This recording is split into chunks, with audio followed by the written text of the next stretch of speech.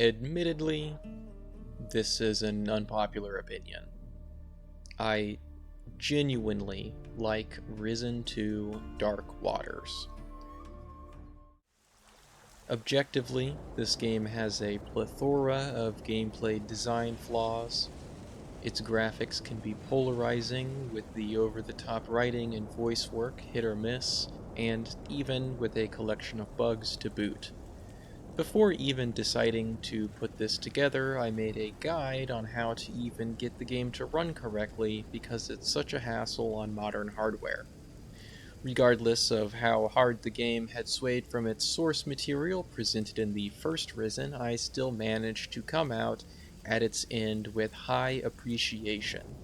Now, there's plenty of discourse around in regards to this game being subpar, disappointing, and unsatisfying. While I'll still certainly be forthcoming with these issues, as I'm in no way in denial over the state of this RPG, I intend to offer an alternative take. This is how I came to fall for the Siren's Call of Risen 2 Dark Waters. He was Locomoto, Shobo Nimbo Alcara, Skill Beyond.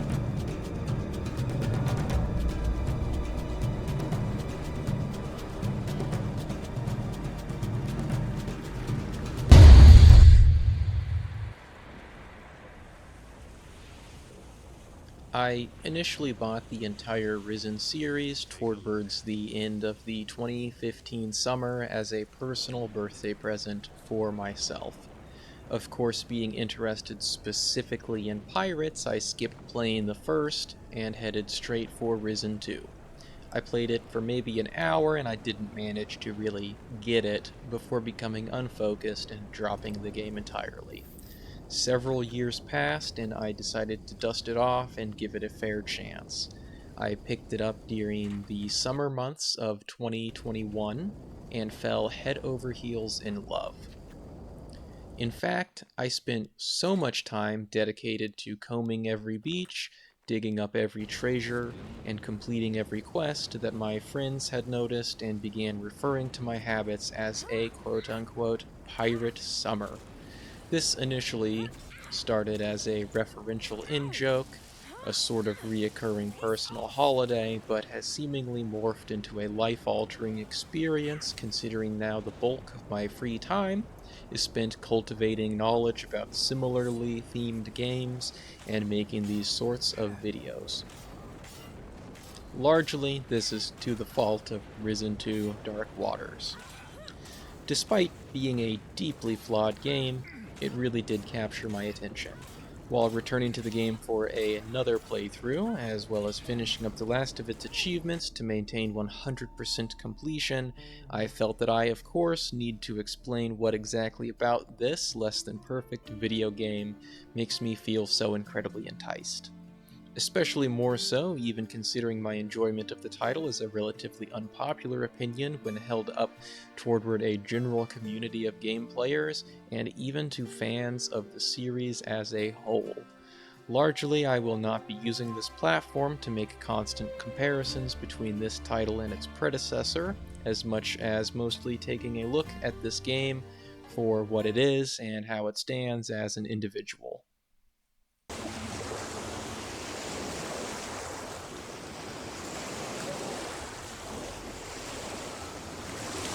Risen 2 Dark Waters is a pirate fantasy-themed action role-playing game that released during the April of 2012. It spawned a sequel in 2014 entitled Risen 3 Titan Lords, and if you could guess by the numbers, Risen 2 is of course a sequel to the first game, simply named Risen. All of these games were crafted by the established German video game studio Piranha Bytes. Piranha Bytes came to fame with the widely known Gothic series over the course of the 2000s. Besides Gothic and its many sequels, they also managed to create the Arcania games, and even branch out of the fantasy toward science fiction with the most current Elex games. Basically, all of these games play very similarly. Clunky third-person, action, role-playing games. Notably, you might hear this stuff referred to as some sort of poster child for the term Eurojank. Well, what is Eurojank, you might ask? If you're unfamiliar with the crude terminology, it is mostly in reference to the sorts of RPGs that come from European video game studios and lack a certain amount of polish. Rough around the edges, smaller budgets, but with an endearing and passionate aspiration. Other comparative games here for reference: the Witcher series from Polish studio CD Projekt Red, What? You drunk? Not true. Stalker from the Ukrainians at GSC Game World, the French Spiders Games Studio, and their games like Technomancer or Greedfall, and so on and so forth. Typically, these games are objectively faulty but always manage to have a cult following. The B movies of the RPG landscape, if you will. Unfortunately, as of 2024, Piranha Bytes has reached their end. I'd like to have a moment of silence in remembrance of all the fun times we've had in their games. Ahoy, matey! I'm Scurvy Banana, and I make YouTube videos centered almost exclusively around video games with pirates and related themes. Besides my general thoughts on the theme, I also provide reviews as well as video and text guides. If you're interested in keeping up with pirate games, feel free to pillage my sub button and plunder the comment section. Thanks. Given the nature of this video as a full retrospective review, the section entitled Plot will be dropping spoilers. Granted, this game is more than 10 years old at this point. I have no qualms discussing its story and lore in depth. However, if you do not wish for this section to be spoiled for you, go ahead and flee ahead to the section marked Gameplay within the video description timestamps. You want the knife? Then here, have it.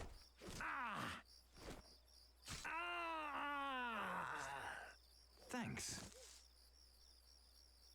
The original Risen is set on a sort of tropical Mediterranean island named Faranga.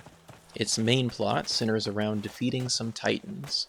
The titans seem to be some sort of ancient elemental monsters that the gods themselves used for their own devices. However, the divine lost control and ultimately banished them into the earth.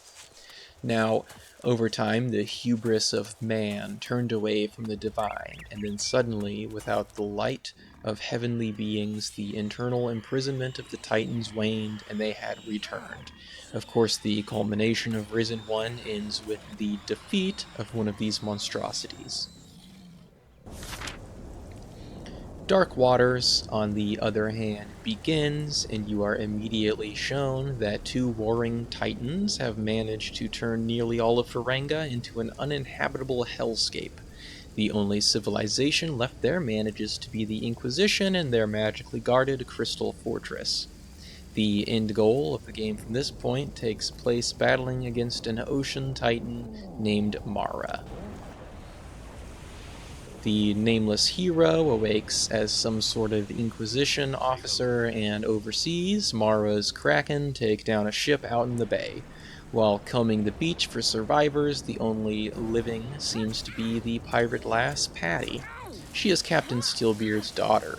Under the orders of Inquisition Commandant Carlos, our hero is stripped of their Inquisition status and cast into a sort of spy mission to infiltrate the various pirate groups, like Steelbeard's crew, because these scurvy dogs have somehow managed to sail the sea under Mara's nose. It turns out part of the pirate's treasure are magical artifacts that can be used to defeat her. Now with Patty in tow, and his now lost rank, you'll firstly arrive to the island of Tacarigua.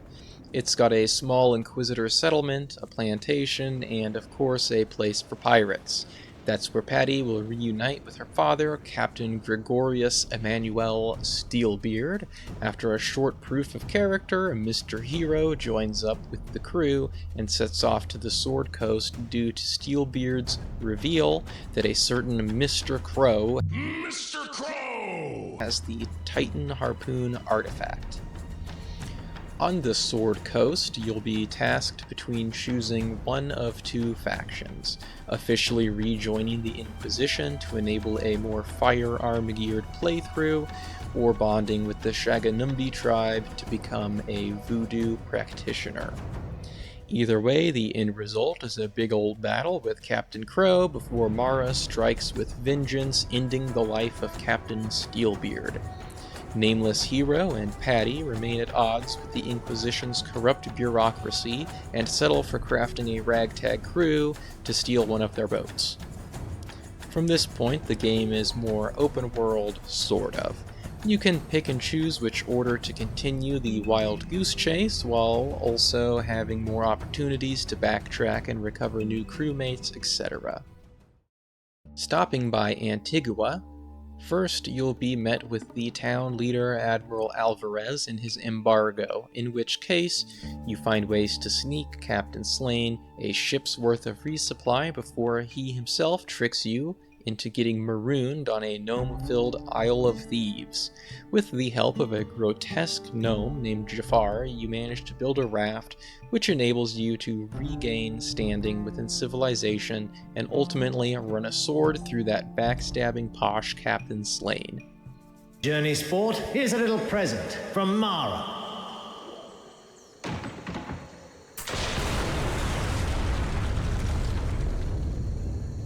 Secondly, returning to Caldera, there's a bit of political intrigue in order to find Captain Garcia. Turns out he's supposedly snooping around Maracay. The port there is full of inquisitors that let you know their commandant Corrientes set out through the jungle in pursuit of Garcia. The big twisty turn in this plotline is that Garcia and crew murdered Corrientes and have been masquerading as inquisitors. The final island, of course before the end fight with Mara, is the Isle of the Dead. This is a spooky place where your captain steps between the death realm and the living to reconvene with Steelbeard in order to figure out where exactly he hid his artifact.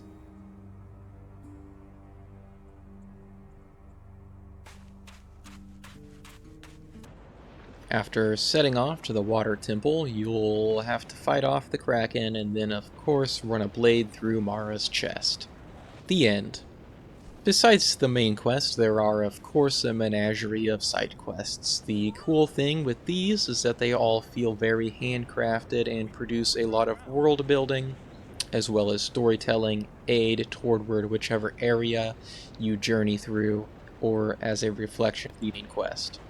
There really does not seem to be any generic filler, go kill me 10 monsters sort of quests, with the exception of the incredibly monotonous DLC, the Air Temple.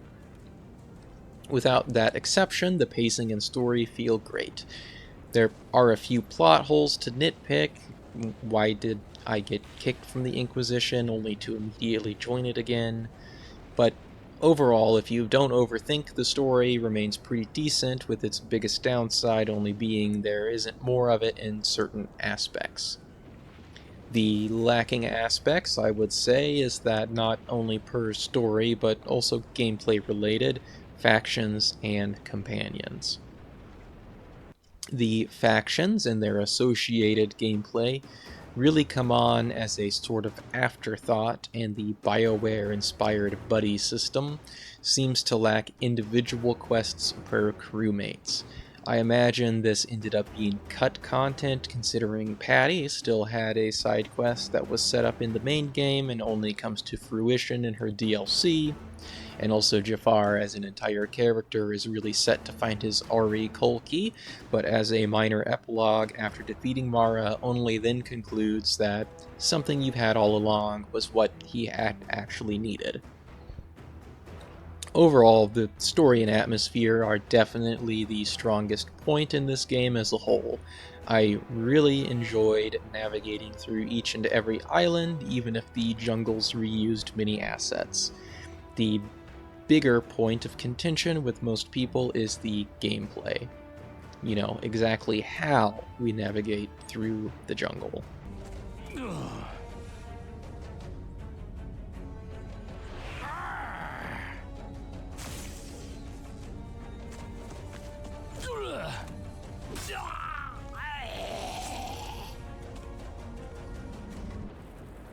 Now, I don't feel the need to really pick apart in excruciating detail why the combat is subpar, as I feel like that has been overdone at this point.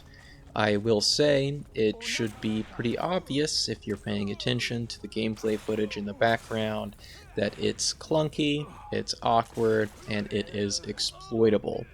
Targeting doesn't work too well, voodoo magic isn't worth it, dodging doesn't imply an invulnerability, so even dodge rolling damages you, stun lock is terrible, the shooting is obviously not on the same scale as an actual third-person shooter, etc. Now, regardless of its problems, personally, I still found joy in hacking away at all the crabs. I think that the combat starts to feel a lot better once you've gotten through a decent chunk of the game and leveled up your skills. The issue is that the majority of players are likely to have either given up on the game entirely or made up their mind that it is completely rubbish before this point anyways. The absolute worst offender in terms of combat is actually the boss fights, which there are very few of, but they are incredibly mind-numbingly simplified in terms of mechanics. Okay, so besides the goofy combat, a lot of the time I hear gripes about not having ship combat. As it turns out, this pirate game doesn't actually feature ship battles. The boat exists only as a cutscene that drives you from place to place. I really don't have a problem with this, but for some reason this specific aspect seems to make a certain crowd invariably upset. I think the fairest complaint in this specific aspect would be more in tune with backtracking. If you are any sort of completionist, it is not really possible to open every chest, level every talent, and necessarily explore every single aspect of each map. In order to do this, you'll have to level up some more and then return to certain areas to tackle things again. Again, not really an issue for me, though I definitely am sympathetic to those who simply want completionism at its most linear. I did find the leveling system to be interesting. Instead of a level up bar, you get an allotted number of glory points, and each skill level up makes its next cost higher. From there, trainers are required as well as monetary compensation, along with level gating, in order to gain more specified talents. Besides this, there are certain special and rare plants that you can obtain which grant permanent level boosts. In addition to the plants, there are also legendary items which are discovered via the quest log. Some are simply found laying around, or dug up on X marks the spot type treasure maps, or even just bought from merchants' inventories. Level scaling, on the other hand, I think in this aspect Risen 2 is probably at home with someone who has been a long-time fan of role-playing games. A lot of modern RPGs have more tuned difficulties and leveling and sometimes even level scaling. That would be whenever the world around the character essentially levels up with the character to maintain a quote-unquote fair difficulty scale. Risen 2, of course, uses the old-school static levels. Now, there isn't necessarily anything wrong with either way, but I will explain why I find this old-school styled power fantasy fun. Say, for example, you're a newbie low-level character. You encounter something that is much too strong for you to handle, a high-level dragon. Fighting it is overwhelmingly challenging, unwinnable even. It burninates you and sends you on your way. You spend the game min-maxing yourself, over-leveling stats, and you break the economy of the game, buying out every single magic healing potion in the land, returning to slay the dragon with incredible ease.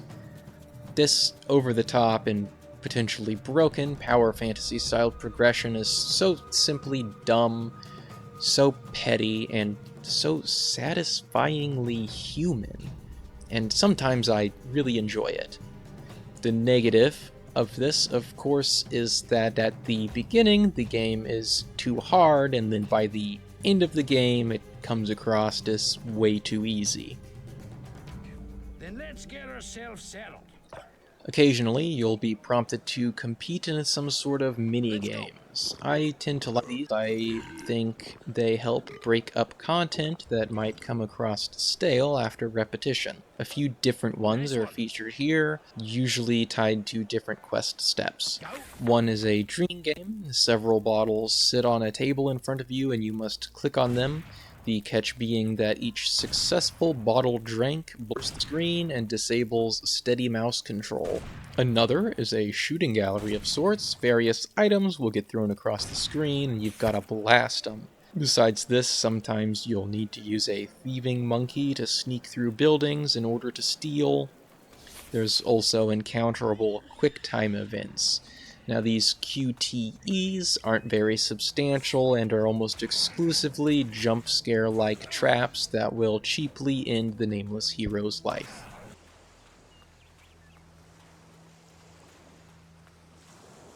Personally, I like the way this game looks graphically. The realistic but slight stylization, over-the-top effects like weather and fog, bright tropical days, and the dark darks.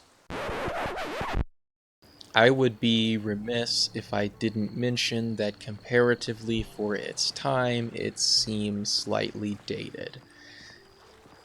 There are a couple factors that go into this, but the similarity to both is that Risen 2 seems to have been a game released just a few years too late. Maybe that's a statement in regards to the game as a whole. It simply arrived several years too late. Firstly, its style, while not using overly muted color palettes, does seem to play into what I can only call the dark and gritty realism visual space that became synonymous with the mid to late 2000s. Gears of War, Grand Theft Auto 4, Fallout 3, BioShock, Dead Space, even Zelda turned to this with the Twilight Princess. In the gaming world, everywhere you looked, games were turning down the saturation and turning up the contrast, vying for some sort of edgy maturity. I'm not sure if this was a case of dominoes, where one game tries to follow in the success of others, or if this was the fault of certain hardware and software of the time, or perhaps even a greater media and social phenomena as a whole. Personally, this era was some formative years of my life, so I'm probably enjoying this solely based on nostalgia. Regardless, the 2012 Risen 2 release, conveniently subtitled Dark Waters, put itself out into a market that had begun to stray from this theme. Secondly, it released at the tail end of the, bear with me if I get this wrong, I'm a PC gamer guy, 7th console generation. Not only was it competing with all of the other masterpieces within the nearly completed and full Xbox 360 and PlayStation 3 libraries that had come before it, such as, Skyrim, Mass Effect, Grand Theft Auto, Red Dead Redemption, now its entire platform was being overshadowed by the anticipation of everything next-gen. These factors combined with the downsides of gameplay, it's no wonder that when talking about this game nowadays, people usually exclaim some things along the lines of, "Wait, what? Risen 2 was from 2012? I thought it was a 2007 game." Another part of what makes the Dark Waters experience so alluring to me is how dense the atmosphere feels. I think a large portion of this is due to how dense the ambient sound is in this game. The humid jungles sound alive. The waves are crashing, the pirates always swearingly chattering away, and the monkeys hollering. I'll provide some segments of example here and allow you some moments to close your eyes, soak it in, and consider my thoughts.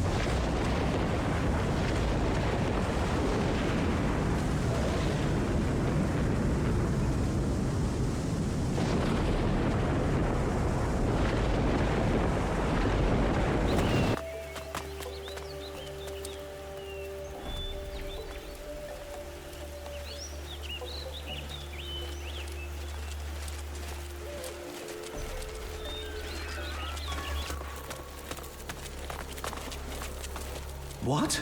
How did you get in here? I'm a messenger from the demon Mara. Shut up. That's not remotely funny. While some might find the more over-the-top voice acting cheesy or distasteful, I quite enjoyed it. I don't think any characters ended up feeling out of place, and even the two most likely to be off-putting, the Madman Bones and the kleptomaniac gnome Jafar, Jaffa now go on big journey with homie. Fuck yes. feel like they have their place. If anything, I think the extent of the exaggerated characters and accents only makes the more toned down and realistic ones stick out as being worse. Musically, I wouldn't say this game has a bad soundtrack by any means. It's just not something phenomenal to stand on its own outside of the game. Within its context, it works perfectly, being woven into the natural ambience and steeping deep in the dark, twisting jungle foliage.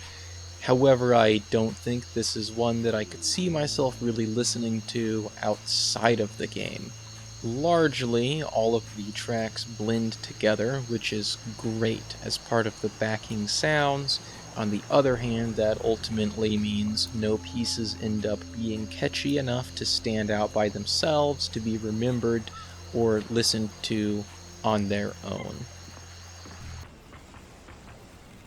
This game has a few DLC, though at this point in time, I'm sure most people will just add the additional couple dollars into their shopping cart to enable purchase of the gold edition instead of trying to purchase all of this stuff separately. Pirate Clothes is obviously a skippable purchase outside of the completed game pack.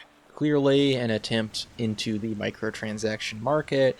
It gives you a set of pirate armor that is slightly overpowered, but you also won't even be able to equip it without spending several hours in the game. Besides that, the jacket is sort of bulky and ugly looking, to be honest. The Air Temple was not a fun experience. The most simple description I can make is that it adds the stereotypical MMORPG type filler quest, go kill X amount of creature, except it adds this on every single island, and then gives itself its own dedicated island to return to do the exact same thing again. A redeeming quality is perhaps the return of the druid Eldrick, who can act as a crewmate and companion. However, I really didn't care for him, nor this DLC in general. Treasure Isle exists as the only add-on content that I think I could actually suggest purchasing individually, as it feels like it not only wraps up Patty's story, but also offers an on-theme treasure hunt. The downside of this one is that it's just a bit short. First of all, this game can be a real pain in the wiener to even get started in the first place. Some of this potentially is issues with the game itself, while others potentially from the crumbling infrastructure due to its age. I dedicated a whole video specifically to compiling various tricks to try and get the game into a playable state. Manually editing files, downloading community patches and other third-party softwares, reinstalling drivers. While I did personally manage to get the game to stop crashing every 10 minutes, I absolutely cannot blame anyone for taking the stance of, wow, this game is straight junk, after I won't even do the most basic task of even starting. While in-game, there can be other problems, none of them seem to be game-breaking in terms of not being able to complete the main quest. A few side quests got bugged and stuck in my quest log. Also, while on the Gnome Island, I couldn't walk through their doors. I had to dodge roll to make it through. The physics engine acts funny sometimes, especially if you're using the muskets. Speaking of muskets, there's some translations broken. Shotguns count as muskets, and rifles count as shotguns? What? The achievements, at least via my preferred platform to collect them, Steam, are in a bit of a pickle. Quite a few of them run on some sort of internal counter. Take for example this one here named Mr. Industrious. We achieved this by completing 250 quests. Great, there's over 300 quests. If I already plan to do them all, I'll just get this achievement without going out of my way to do anything special. Well, after completing the game, both the DLC and exhausting all the quests with the exception of the very small few that had bugged into my quest log, I still hadn't gotten this achievement. Turns out, the internal counter resets when the game turns off, meaning the only way to get the achieve is by completion of 250 in one sitting. Obviously, that's not feasible, so the workaround is by using the cheat console to complete that amount. This similar situation applies for all counted achieves, and yes, that includes the kill 2000 monsters as well. This puts me in a strange position where I simultaneously feel like I deserve these achievements, because technically I did achieve and complete their tasks as intended, but I also simultaneously feel guilty for having to use the cheat engine to actually get them to enable correctly. As far as my final and overall thoughts, objectively many aspects are a bit of a jumbled mess. This title really leaves itself up to be an acquired taste, but I think once you get that acquired taste, you really get it. It's a pretty cheap price already, but regularly it gets discounted to a very reasonable few dollars. I think I bought the entire Risen pack for like $3.75. I can definitely recommend this game to RPG fans who are also into B-movies and pirates. Wholeheartedly, something to be experienced for its atmosphere and story while not exactly being the peak of gameplay mechanics.